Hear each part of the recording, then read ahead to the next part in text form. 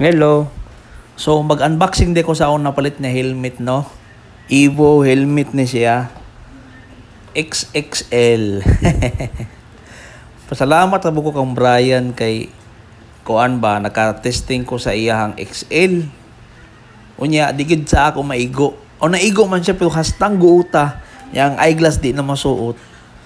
So hoping kani medyo okay gid siya no sa akong kuan sukod. Nya gamitan po na akong eyeglass kay di ko pwede mag-drive nga way eyeglass. Kay nearsighted ko saan na tong layo blur.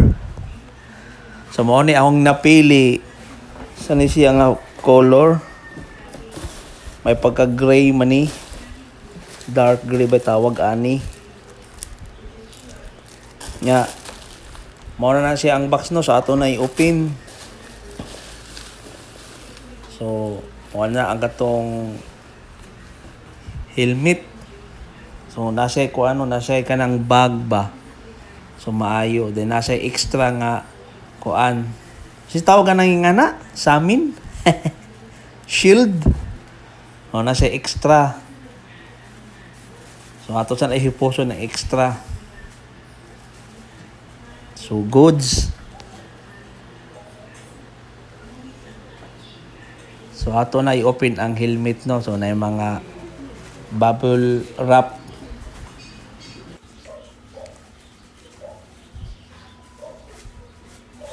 Napoy mga sulod gipambutang mura man to og t-shirt.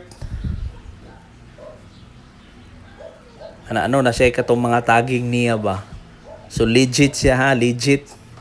Actually katong ning medyo less lang kay first pa na ako nibag palit nga kuan helmet. Kay ginagamit na ako frame ang gudto niya. Amot asa to na missing in action man. So mo na siya no. So ato na i-open na. So mo na iyang sulod. So okay siya. Nindot ang iyang foam sa kuan kay medyo mag leader ba. So tapuhan na siya. O nasa pang kuan pod o. Mora siya kuan ba sun shield. O